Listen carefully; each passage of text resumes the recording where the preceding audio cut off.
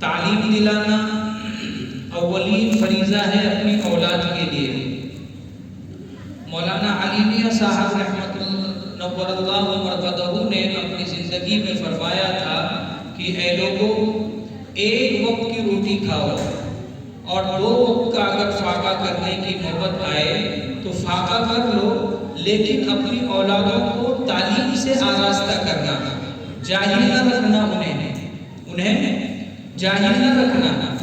پرورش تو پرندے بھی کرتے ہیں اپنی اولادوں کی۔ اولادیں کیا پرندے جو ہیں نا، وہ اپنی اولادوں کی گھونسلے میں پرورش تو کرتے ہیں، لیکن ان کو اڑنا بھی سکھاتے ہیں اپنے گھونسلوں میں۔ پھر وہ ماں باپ کی تربیت میں رہ کر کے پرندے اتنا اڑان بھرتے ہیں کہ آسمانوں کی بلندیوں کو چھونے لگتے ہیں۔ تو ہر آدمی کی کوشش یہ ہو کہ ہماری اولادیں اچھی اسکول میں پڑھیں، تربیت یافتہ ہو، ایمان کی حفاظت ہو، تاکہ کل دنیا میں آنے کے بعد 2 زندگیاں شروع ہوگی، ایک طالب علم کی زندگی ہے اور ایک معاش کی تلاش میں جب بچہ نکلے گا تب کی زندگی ہے۔ یہ 2 زندگیاں ہیں۔ طالب علم کی جو زندگی ہوتی ہے وہ عام طور پہ لاپرواہی پن کی زندگی ہوتی ہے، سوجھ بوجھ نہیں ہوتی ہے۔ اگر بچہ سوجھ بوجھ مکمل طور پہ طالب علمی کے زمانے میں حاصل کر لے تو میرے عزیزوں، اس سڑک کے اوپر لاپرواہی پن میں نوجوان آپ کو نظر نہیں آئیں گے۔ سارے بچے اسکول پڑھیں گے، ماں باپ کے فرما بردار ہوں گے، بڑوں کی خدمت گزار ہوں گے، لیکن شروع کی زندگی جو ہے نا وہ لاپرواہی پن کی ہوتی ہے۔ ماں بھی سمجھاتی ہے، باپ بھی سمجھاتا ہے، اسکول کے ٹیچرز بھی سمجھاتے ہیں، ان کو خاص پروگراموں میں مدعو کیا جاتا ہے، لیکن بچے سمجھتے نہیں ہیں۔ لیکن ہاں بھئی وہ جو 2-4 بچے کونے میں ہیں، یا تو کو ادھر بٹھا دو یا باہر دو، اے لڑکے، تو ان کو سمجھاتے ہیں، بجھاتے ہیں، پھر دھیرے دھیرے وہ بچے سمجھ جاتے ہیں، دھیرے دھیرے بچے سمجھ جاتے ہیں، لیکن سمجھانے کا طور طریقہ الگ ہے۔ اکابرین نے، اہل اللہ نے، بزرگان دین نے جس طرح قرآن کریم کو یاد کرنے کے طریقے بتائے ہیں، حدیثوں پر عمل کرنے کے طریقے بتائے ہیں، اسی طرح اولادوں کی تربیت کے طریقے بتائے ہیں۔ پیر فقیر صاحب نور اللہ مرقدہ نے اولادوں کی تربیت کے سلسلے میں بڑے مضامین لکھے ہیں، اور 10 دن کی تقریریں ان کی صرف اولادوں کی تربیت پر ہوا کرتی تھی، اولادوں کی تربیت پر ہوا کرتی تھی۔ اللہ نے بچوں کے دل کو اتنا موم بنایا ہے اور اتنا محبت بھرا کٹورا بنایا ہے کہ ماں اگر اپنی خدمت کے ذریعے اور نرم گفتاری کے ذریعے بچے کے دل میں اگر اپنی محبت اتار دی تو بچہ ساری زندگی ماں کا باپ اگر ان کے محبت کے کٹورے میں اپنی محبت اتار دیا تو ساری زندگی اولاد آپ کی کیا رہے گی؟ فرما بردار رہے گی۔ لیکن یہ طریقے انسانوں کو سیکھنے پڑیں گے۔ انسان سیکھتا نہیں ہے، کاروبار کرنا ہو اس کو سیکھتا ہے، دوسروں کی دکان پہ نوکریاں کرتا ہے، تجارت کرتا، کسی طرح کے بھی کسی کام کو جب کرنا ہو نا تو سیکھتا ہے۔ اور کبھی اولاد نافرمان ہو جائے تو اس کے بارے میں کبھی کسی سے پوچھتا نہیں کہ اس کو میں سمجھاؤں کیسے، اس کو میں بتاؤں کیسے، کب میں اس کو اپنے پاس بلاؤں، اس کو کسی کی فکر نہیں، صرف اور صرف اس بات کو وہ مطمئن نظر رکھتا ہے کہ کوئی بیٹھے گا تو اپنے اولادوں کے کرتوتوں کا ذکر کرتا ہے، اپنی اولادوں کے کرتوتوں کا ذکر کرتا ہے کہ میری اولاد ایسا کرتی ہے، میری اولاد ایسا کرتی ہے، میں تنگ ہوں، میری بیوی تنگ ہے، میرے بچے تنگ ہیں۔ میرے عزیزو، آپ نے محبت کا وہ دوست دیا ہی نہیں، آپ نے محبت کے وہ بول بولے ہی نہیں، آپ کی زبان پر لفظ بیٹا کہنا آج محسوس ہوتا ہے، آپ سے گفتگو کرنا آج محسوس ہوتا ہے، آپ سے بلا کر کے بٹھانا آج محسوس ہوتا ہے، بس ہمیشہ زبان پر ایک ہی جملہ رہتا ہے، بڑا کمینہ ہے، بڑا خبیث ہے، بڑا مردود ہے، ایسا کرتا ویسا کرتا۔ یہ سارے جملے جب دوسروں کے سامنے ذکر کرتے ہو اور جب تیسرا جا کے اس کو بتاتا ہے کہ تیرے باپ تیرے بارے میں ایسا کہہ رہے تھے، تو اس ضروع زمین پر بسنے والے ہر شخص کے اندر عزت نفس موجود ہے، عزت نفس موجود ہے۔ جب بیٹا سنتا نا میرا باپ فلاں سے میری برائی کیا ہے، تو اب دوریاں اور بڑھے گی، نفرتیں اور بڑھے گی، اور پھر چشم اور چشم، آنکھ سے آنکھ ملانا اس کے لیے کیا ہو جائے گا؟ بار ہو جائے گا۔ ان سے شکایت کرنے کے بجائے آپ اپنی اولاد کو بلاؤ، اور بلانے کے بعد تنہائی میں بٹھا کر کے، اپنے بیڈ روم میں بٹھا کر کے، یا ٹہلانے کے بہانے کہیں لے جا کر کے اس سے ایسا دوستانہ رویہ رکھو کہ بیٹا خود اس بات کو محسوس کر لے کہ میرے والد کا کہنا میرے حق میں برا نہیں ہے، بھلا ہے۔ ان کو دوسروں کی مثالیں دے دو کہ فلاں کا بیٹا دیکھو جیل چلا گیا، فلاں کا بیٹا دیکھو ایسا کر لیا تو سماج میں اس کی عزت چلی گئی۔ بیٹا اگر تم بھی یہی کرو گے تو ہماری عزت کا کیا حال ہوگا؟ ایسی سب باتیں کرو گے تو یقین سے کہتا ہوں کہ بیٹا آپ کا ہمنوا ہو جائے گا، آپ کا کیا ہو جائے گا؟ ہمنوا ہو جائے گا۔ سالہ گزشتہ میں نے ایک واقعہ سنایا تھا، ایک بچے نے اسکول میں بڑی شرارت کر دی، ذمہ داروں نے بچے کے والد کو بلایا اسکول میں اور کہا دیکھو اس نے یہ کیا، اس نے یہ کیا، اس کے دوست کے بھی جو اور بچے تھے سب کے پیرنٹس کو بلایا گیا۔ 4-5 لوگ ایسے تھے کہ برابر انہوں نے وہی سزا دے دی، مار پیٹ کیا، گالا گلوچ دے دی، لات منکے کیا اور چلے گئے۔ ایک بچے کے والد نے اپنے بیٹے کو ایک کونے میں بلایا اور کونے میں بلانے کے بعد چند باتیں کہی اور وہ اسکول سے چلا گیا۔ لڑکا وہاں کھڑا ہو کر کے رونے لگا۔ آنے والے دنوں میں وہ لڑکا بہت ہی سنجیدگی کے ساتھ، متانت کے ساتھ اور اخلاق کا ایک نمائندہ بن کے اسکول میں آنے جانے لگا اور ٹیچر کی باتوں کو ماننے لگا۔ چند دنوں کے بعد اس بچے سے نہ پوچھ کر کے اس کے والد کو دوبارہ بلایا اور بلانے کے بعد کہا کہ تم یہ بتاؤ کہ تمہارے بچے کی شرارت کو ہم نے آپ کے سامنے رکھا اور آپ نے نہ مارا نہ پیٹا، پتہ نہیں کیا جملہ کہا آپ، بیٹا وہاں رونے لگا اور آپ چلے گئے۔ اس کے بعد سے آپ کے بیٹے میں ہم بڑی تبدیلی دیکھ رہے ہیں۔ کیا تم نے کہا تھا ہمیں بتا دو، کیا تم نے کہا تھا ہمیں بتا دو۔ اور جن کے والدین اسکول میں آ کے لال گھوسا کیے تھے ان بچوں میں ہم کوئی تبدیلی نہیں دیکھتے ہیں۔ تو اس لڑکے کے والد نے اس ذمہ دار اسکول سے کہا کہ بھائی میں نے کچھ نہ کہا، صرف اتنا کہا تھا بیٹا اگر تم ہمارا نام روشن نہیں کر سکتے پڑھ لکھ کر کے تو کم سے کم ان عوام کے سامنے ہماری بے عزتی نہ کیا کرو، ان عوام کے سامنے ہماری بے عزتی نہ کیا کرو۔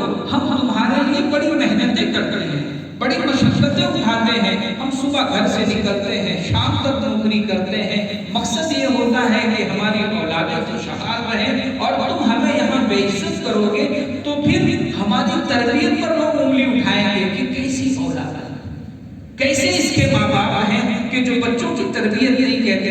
کہا میں نے اتنا جملہ کہا کہ بیٹا اگر تم پڑھ لکھ کر ہمارا نام روشن نہیں کر سکتے تو ہمیں بدنام بھی نہ کرو۔ اتنا جملہ کہا میں چلا گیا، میرے بیٹے کے دل پر یہ بات لگی اور وہ رونے لگا اور احساس ندامت پر اس نے رویا کہ یار واقعی میرے ماں باپ تو ہمارے لیے سب کچھ کرتے ہیں۔ جیسے عمر بڑھتی ہے ماں باپ کی خوراک کم ہوتی ہے، زندگی کے خواہشات کم ہو جاتے ہیں، ایک ہی چیز سامنے ہوتی ہے، اولاد اولاد، بیٹی بیٹے بیٹی بیٹے پوتے نواسے، انہی میں لگا رہتا ہے۔ اب جب انسان نرمی سے زبان اختیار کرتا ہے وہ بچے ماں باپ کے فرما بردار ہوتے ہیں، وہ بچے کیا ہوتے ہیں؟ ماں باپ کے فرما بردار ہوتے ہیں۔ زبان کی تلخی ختم کر دو، ہاں لیکن کبھی کبھی ایسا محسوس ہو کہ اب اسے ڈانٹنا ہی پڑے گا، یہ نافرمانی کی حد عبور کر چکا ہے، تو گرم ہو جائیے لیکن پھر نرم ہو جائیے۔ اور یہ بات جو بچے نافرمان ہیں اپنے ماں باپ کی نافرمانی کر کے ان کے دل کو دکھاتے ہیں، اور رونا دو طرح کا ہے، ایک وہ رونا ہے کہ آنکھوں سے آنسو آنسو بہتے ہیں دنیا دیکھتی ہے، اور ایک وہ روتا ہے جس سے اس کا دل گھٹتا ہے، کہتا کسی سے نہیں ہے، دل گھٹتا ہے کہتا کسی سے نہیں ہے، لیکن جو آدمی دل میں گھٹ کر کے روتا ہے اس کی طبیعت پر اثر زیادہ ہوتا ہے اس کے مقابلے میں اس کا آنسو گر گیا، جس کا آنسو گر گیا۔ تو پیر صاحب نے ہی کہا کہ اے میرے بچوں، تم نافرمان اولاد نہ بنو، نافرمان اولاد نہ بنو۔ آگے جملہ لکھا کہ جو نافرمان اولاد بن کر زندگی گزارے گا اللہ اس کو پریشان باپ بنائے گا۔ اس جملے پر غور کرو، حضرت نے کیا کہا؟ بیٹا نافرمان بن کے زندگی نہ گزارو، جو ماں باپ کا نافرمان بن کے زندگی گزارے گا اللہ اس کو کل پریشان باپ بنائیں گے۔ کیسے پریشان باپ بنائیں گے؟ آج ہم کسی کی اولاد ہیں، اگر ہم اپنے رویے سے، اپنے اخلاق سے، اپنے کردار سے، اپنی زبان سے، اپنے معاملات سے اگر ہمارے ماں باپ کو ہم پریشان کریں، جیسے ہم نے کسی سے قرضہ لے لیا، اب قرضہ دے نہیں رہے ہیں، ہماری کوئی ایسی حرکت ہے جس سے سماج سوسائٹی میں ہماری تو عزت جا رہی ہے، ماں باپ کی بھی عزت جا رہی ہے، تو لوگ کیا کہیں گے؟ نافرمان اولاد ہے، نافرمان اولاد ہے۔ تو حضرت نے کہا کہ جو نافرمان بن کر زندگی گزارے گا، کس کا نافرمان؟ ماں باپ کا۔ تو آخر میں لکھا کہ وہ پریشان باپ بنے گا۔ کیوں؟ اللہ تمہاری کوکھ میں ایسی اولادیں دیں گے جس طرح تم نے اپنے ماں باپ کو رلایا تھا، تڑپایا تھا اور آنکھوں سے آنسو بہانے پر مجبور کیا گیا، اللہ تمہیں بھی ایسی اولادیں دیں گے۔ تو تم نافرمان اولاد بن کر زندگی گزارو گے تو پریشان باپ بن کر بھی تمہیں زندگی گزارنا پڑے گا اس روئے زمین پر۔ یہ سب باتیں جو ہیں اولادوں کو سمجھانے سے میرے عزیزو گھر کا نظام بگڑتا نہیں بنتا ہے، بگڑتا نہیں بنتا ہے۔ اور پھر اپنی زبانوں پر کنٹرول اس طرح رکھو کہ گھر کا کوئی میٹر ہو تو اڑوس پڑوس کو نہ بتاؤ، کچھ تو آپ کو مشورہ دیں گے اور کچھ تو ایسے ہوں گے جو دل میں خوش ہوں گے، دل میں خوش ہوں گے کہ میاں کی لوٹیا ڈوب گئی، اب ان کی نئی پانی میں نیا ڈوب گئی۔ اپنی اولادوں کے معاملات میں خود فکر مند رہو، خود سوچ بچار کرو۔ اور پھر آخر میں ایک بات کہی گئی، اپنی اولادوں کی تربیت کے سلسلے میں اللہ سے دعا مانگا، اللہ سے کیا کرو؟ مانگا کرو کہ اے اللہ یہ میری اولاد ہے، یہ میری اولاد ہے، میرے جانے کے بعد میرے نیکیوں کے سارے دفتر بند ہوں گے، اس کا ایک سجدہ، اس کا ایک کلمہ، اس کی ایک نیکی جو ہے میرے لیے قبر میں راحت کا ذریعہ بنے گی۔ جب اللہ سے دعا کرتے رہو گے تو اللہ تبارک و تعالی بوڑھوں کے چہرے پر سفید داڑھیوں سے حیا کرتے ہیں اور اس کی پیرانہ سالی کی دعاؤں کو اللہ رد نہیں کرتے ہیں۔ ایک وقت آئے گا اللہ اس کی اولادوں کو راہ راست پر لے آئے گا، راہ راست پر لے آئیں گے۔ دعا ہر شخص کو کرنی چاہیے۔ بہت سے لوگ ہیں اولادوں کے بارے میں شکوے کرتے ہیں، لیکن میں نہیں جانتا کہ کبھی بھی 2 رکعت صلاۃ الحاجہ پڑھ کر کے اور رب سے رو لگایا ہو اور صرف اس نیت سے گھر سے آیا ہو کہ میں مسجد میں جا رہا ہوں، 2 رکعت تحیۃ المسجد کو پڑھوں گا، اگر وہ نہ بھی موقع ملا تو 2 رکعت صلاۃ الحاجہ پڑھوں گا، یعنی حاجت والی نماز پڑھنے کے بعد بندہ اپنے ہاتھوں کو اٹھا کر اپنے رب سے دعا کرے کہ اے اللہ ایک عظیم نعمت تو نے مجھے اولاد کی شکل میں دی تھی، اے اللہ اس کے رویے سے میں پریشان ہوں۔ اور یہ بات یاد رکھو میرے عزیزو، امت کا ہر فرد اولاد سے خوش رہے یہ ناممکن ہے۔ کیوں؟ نبیوں کی اولادیں نے نبیوں کو خون کے آنسو رلائے ہیں۔ حضرت نوح علیہ السلام کا بیٹا کنعان کب رلایا؟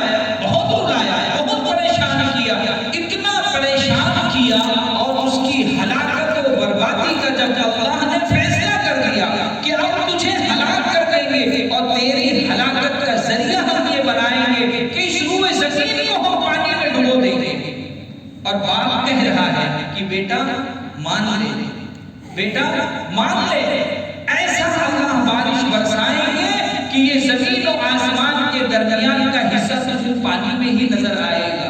کیا کہتا ہے کہ میں تو پہاڑ پر چڑھ جاؤں گا۔ کہاں چڑھ جاؤں گا؟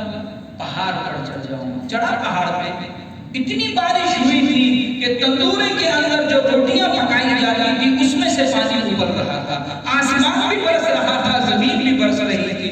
اللہ نے ہلاک کر دیا۔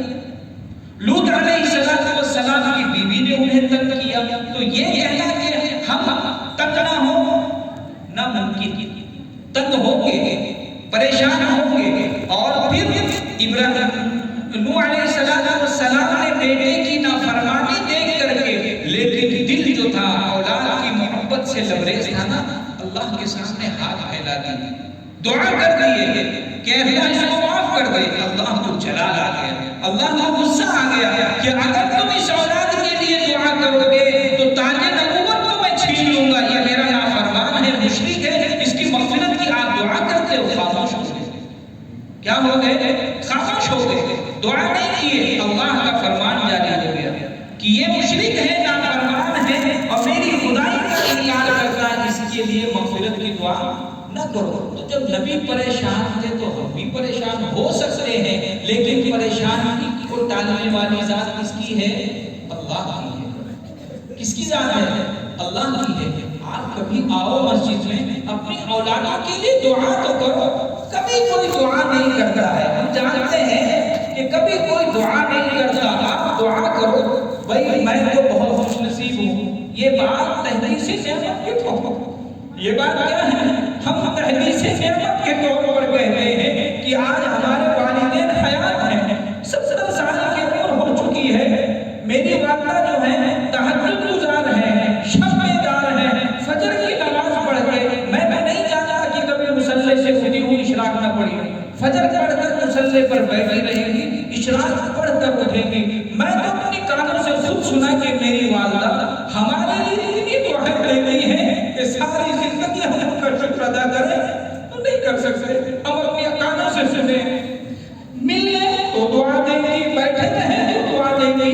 میں گھر سے آؤں گا، پہلے والدہ کے پاس جاؤں گا، پھر کہیں بھی جاؤں گا، میں چلا جاؤں، میں نہیں جانتا کہ میری ماں مجھے کبھی بغیر دعا کے رک سکتی ہو۔ اللہ گواہ ہے، مسجد میں بیٹھا، کبھی دعا میں ہم لوگ کو رائے گا نہیں کرتے۔ ایسے میرے والد کا حال ہے، اپنی اولادوں کو ہمیشہ دعاؤں کے سلسلے میں کبھی فراموش نہیں کرتے ہیں، کبھی فراموش نہیں کرتے ہیں۔ میں یہ بات یہ کہہ رہا ہوں، 70 سال کی عمر ہو گئی ہے، اللہ نے والد گرامی کو عزت بخشی، شہرت بخشی، زندگی کے تمام معاملات کو اللہ نے ان کی طبیعت کے مطابق بنا دیا۔ آج ان کو ہماری ضرورت نہیں ہے، لیکن تب بھی والد صاحب یہ سوچتے ہیں کہ یہ ہمارے ذخیرت کا، ہمارے آخرت کا یہ کیا ہے؟ سامان ہے، ہمارے آخرت کا یہ سامان ہے۔ ہم نے اپنے والد کی زبان سے، ہم اپنے بھائیوں کے کیریکٹر کے بارے میں کبھی دوسروں کی مجلس میں برائی نہیں سنی تھی۔ لوگوں نے آ کر کے کہا کہ تمہارے ابا کہہ رہے تھے میرے بیٹے فرما بردار ہیں، میرے بیٹے کیا ہیں؟ فرما بردار ہیں، کوئی بات کہوں تو انکار نہیں کرتے۔ میں کبھی کوئی بات ان کی نہیں سنتا ہوں کہ سماج سوسائٹی میں کسی شخص سے کسی سے لین دین کیا ہو اور ہمارے بیٹے کسی سے انکار کر۔ ہم بھی تو دنیا میں رہتے ہیں، ہماری بھی ضرورتیں ہیں، ہمارے بھی تقاضے ہیں، اتنا بڑا مجمع بیٹھا ہے، ہم کسی سے کوئی چائے کی بھی توقع نہیں کرتے۔ اللہ نے جو بھی دیا ہے ہم اسی میں گزر بسر کرتے ہیں، ہم کسی سے 2 روپے کی زبان بھی نہیں بولتے۔ جیسا ہمارے والد نے زندگی گزاری ایسے ہم کو بھی سلیقہ دیا۔ ہم اپنے والد کی زبان سے، والدہ کی زبان سے 12 دعاؤں کو سنے ہیں۔ اسی لیے میں کہتا ہوں کہ میرے یارو، آپ بھی اپنی اولادوں کے لیے دعا کیا کرو، شکایتیں نہ کیا کرو، دعا ضرور کیا کرو۔ دعا کرو گے اللہ ضرور تمہیں نتیجہ فراہم کریں گے۔ شکوے لوگ کرتے ہیں، دعا کبھی نہیں کرتے۔ دعا کرو کہ اے اللہ، یہ میرے ذخیرے آخرت ہے، ان کو تو راہ راست پر لے آ، ان کی زندگی سنوار دے، ان کے مستقبل کو تو بہتر بنا دے، ان کے کوئی ایسے معاملات ہمارے سامنے نہ آئے جس سے ہم ماں باپ شرمندہ ہوں، ہم ماں باپ شرمندہ ہوں۔ دعا کرو گے اللہ ضرور سنے گا۔ آپ ارادہ کرو، عزم کرو، تحیہ کرو۔ بچے خوشحال ہیں تب بھی دعا کرو، بدحال ہیں تب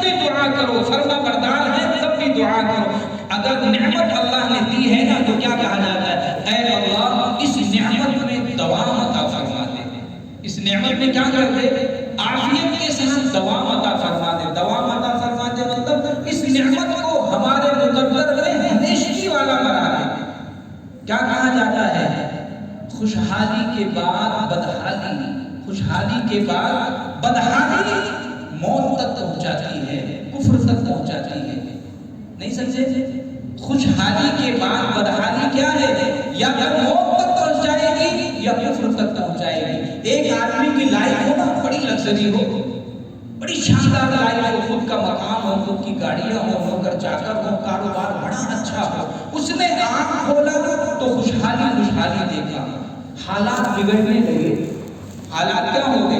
بگڑنے لگے، دگرگوں ہو گئے، پتہ چلا فیکٹری بند ہو گئی، فلیٹ بک گیا، بھائی لوگ حصہ لینے آ گئے، لگژری لائف کی سسیاں کٹ گئی۔ اب بتاؤ، اب یہ جو بدحالی کے دن آئیں گے نا، انسان اس کو سہ نہیں سکتا ہے، انسان اس کو سہ نہیں سکتا ہے۔ اب یا تو خودکشی کرے گا یا تو کفر کرے گا، کچھ بھی کام کرے گا۔ میں آپ کو بھی ایک زندہ مثال دیتا ہوں۔ فجر کی نماز کے بعد میں اور قاری حضرت عالم صاحب باہر بیٹھے تھے، موبائل پر نیوز دیکھ رہے تھے۔ ریمنڈ شو روم سنو نا آپ لوگ، ریمنڈ کا جو کپڑا آتا ہے، ریمنڈ شو روم بمبئی کا بہت مشہور ہے، لوگ جانتے ہیں۔ ریمنڈ شو روم کا وجے سنگھانیا بتاؤ 12,000 کروڑ کا مالک، کتنا؟ آپ بھی کہو کہ پتہ لگے سن رہے ہو کہ سو رہے ہو، کتنے ہزار کروڑ کا مالک؟ 12,000 کروڑ کا مالک۔ اس کی فیکٹری دنیا میں متعارف ہو گئی۔ 2015 میں اس نے یہ فیکٹری کا مالک اپنے بیٹے کو بنا دیا۔ کس کو بنا دیا؟ بیٹے کو بنا دیا۔ 12,000 کروڑ کا مالک ہے اور 36,000 کروڑ کے اس کے بنگلے ہیں بڑے بڑے، مکیش امبانی کے پاس میں اس کے بنگلے کھڑے ہیں۔ اتنی لگژری لائف ہے۔ جانتے ہو موت جب ہوئی ہے تو کرائے کے روم میں تھا۔ کہاں پر ہے؟ کرائے کے روم میں ہے۔ نوکر چاکر ختم ہو گئے، وہ اولادوں نے اس کے ساتھ یہ بغاوت کا معاملہ کیا کہ اس کے بیٹے نے اس کو اپنے فلیٹ سے نکال کر اور اس کی کمپنی کا سارا شیئر اپنے پاس دبا کر کے اس کو وہ کرائے کے روم میں ڈال دیا۔ اس سے انٹرویو لے رہے ہیں کہ آپ لوگوں کو کیا سبق دیں گے، تو بڈھا کیا کہتا ہے؟ یہ زندگی کی سب سے بڑی غلطی ہے کہ میں نے اپنے فیوچر کو دیکھے بغیر، اپنے مستقبل کو دیکھے بغیر، آنے والی زندگی کو دیکھے بغیر میں نے ساری جائیداد اپنے بیٹے کے حوالے کر دیا۔ آج نہتہ ہو گیا۔ آج کیا ہو گیا؟ نہتہ ہو گیا۔ اخبار کی خبریں لگی، یوٹیوب پر بھرا پڑا ہے۔ وہی ہم قاری صاحب سے کہے کہ قاری صاحب دیکھو کیا حال ہو گیا۔ اسی لیے اہل اللہ اکابرین کیا کہتے ہیں کہ اے اللہ عافیت کے ساتھ مال عطا فرما، اور جو مال عطا فرما دے اس میں تو دوام عطا فرما دے، آزمائش نہ بنا۔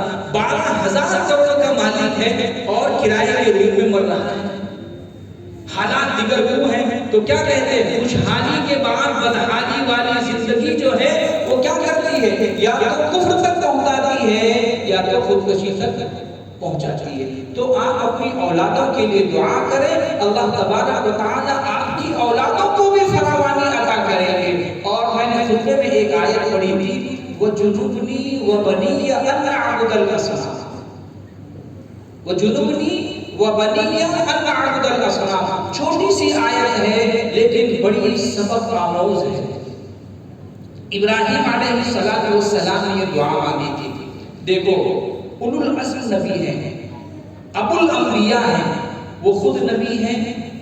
ایک بیٹا اسماعیل وہ بھی نبی، دوسرا بیٹا اسحاق علیہ السلام وہ بھی نبی، اور اسحاق کے بیٹے یعقوب علیہ السلام وہ نبی، یعقوب کے بیٹے یوسف علیہ السلام وہ نبی، اور جو اسماعیل علیہ السلام ہیں ان کے نسل سے نبی آخر مصطفیٰ محمد عربی صلی اللہ علیہ وسلم خود پیدا ہوئے۔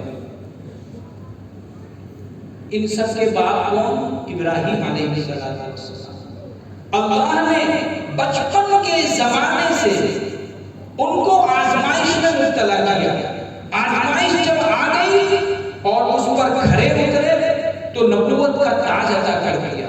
پھر آزمائش آئی، اولاد کو دیے، اولاد دینے کے بعد کیا کہا؟ اب اسے قربان کر دو۔ کتنی بڑی آزمائش! یعنی آزمائشوں کے بعد انعام ملتا رہا، آزمائشوں کے بعد انعام ملتا رہا۔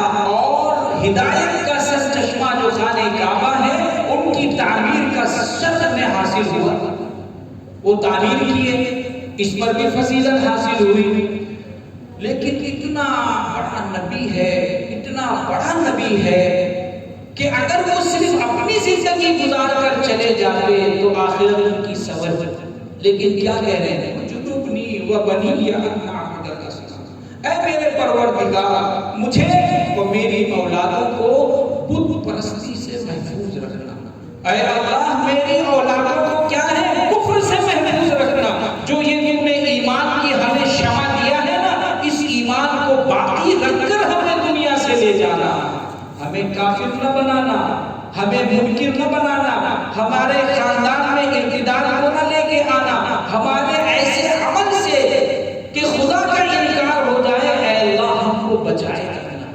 کتنی بڑی دعا ہے، اے اللہ مجھ کو اور میری اولاد کو بت پرستی سے کیا رکھنا؟ محفوظ رکھنا، یعنی حالت ایمان پر رکھنا۔ اتنی بڑی دولت ہے ایمان، اتنی بڑی دولت ہے ایمان کہ ایک نبی بڑھاپے میں دعا مانگ رہا ہے اپنی اولادوں کے لیے۔ ہمیں بھی تو اللہ نے ایمان دیا نا، اور ہماری اولادیں بھی تو مسلمان ہیں نا، ہمیں بھی تو اس کی فکر کرنی پڑے گی کہ ہماری اولادیں ایمان پر قائم اور دائم رہے۔ مانگنا چاہیے نہیں مانگنا چاہیے؟ اب ان کے بیٹے کون؟ اسحاق، ان کے بیٹے یعقوب بوڑھے ہو گئے ہیں، کیا ہو گئے؟ بوڑھے ہو گئے۔ ان کے بڑھاپے کا ذکر قرآن نے کیا اور اپنے بیٹوں کو جمع کیا، بیٹوں کو جمع کر کے کہتے ہیں ام کنتم شہداء اذ حضر یعقوب الموت اذ قال لبنیہ ما تعبدون من بعدی۔ جب یعقوب علیہ السلام کے انتقال کا وقت ہوا تو اپنے بیٹوں کو جمع کر کے کہہ رہے ہیں ما تعبدون من بعدی، اے میرے بیٹوں میرے بعد تم کس کی عبادت کرو گے؟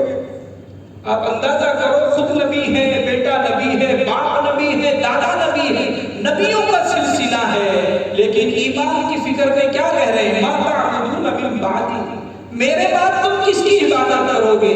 یہ نہیں کہہ رہے ہیں کہ میرے بعد تم مال کس طرح تقسیم کرو گے، میرے بعد تم زندگی کس طرح گزارو گے، ایک ہی جملہ کہتے ہیں ما تعبدون من بعدی، میرے جانے کے بعد تم کس کی عبادت کرو گے؟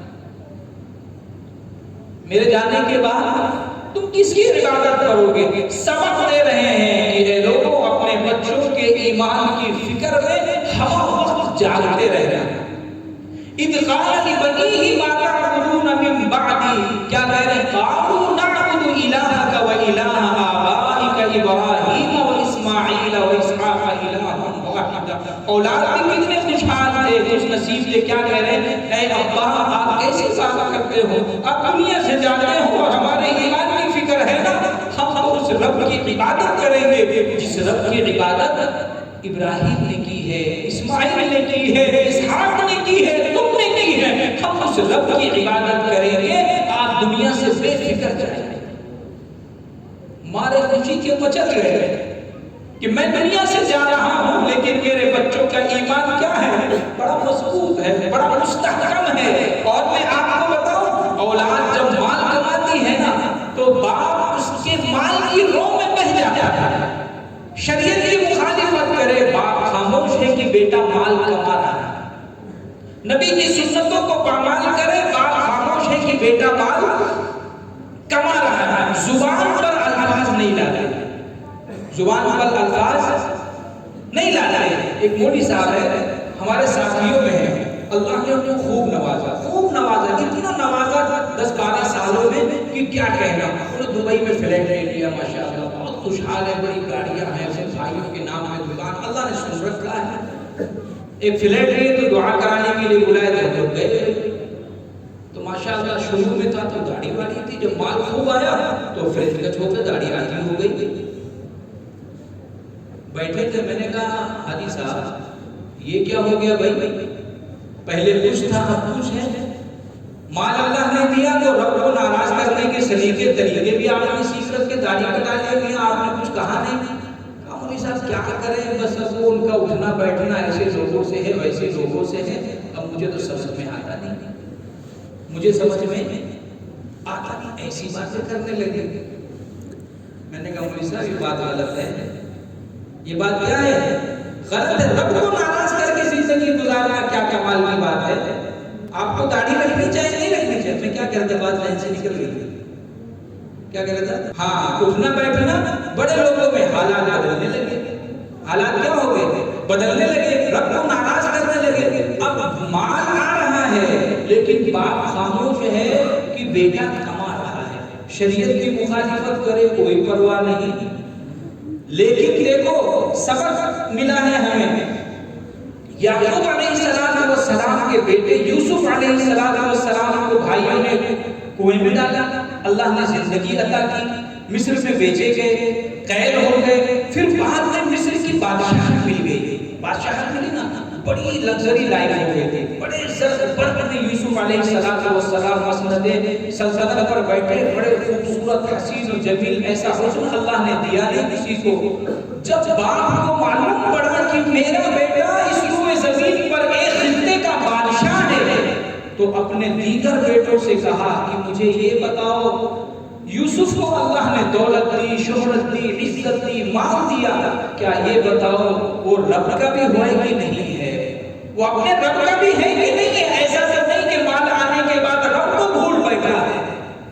رب کو بھول بیٹھا ہے. دیگر بھائیوں نے کہا کہ ابا کیا بات کرتے ہو؟ یوسف کے بارے میں کہتے ہو کہ اس کو مال آنے کے بعد اس کی رویے کیسے ہیں؟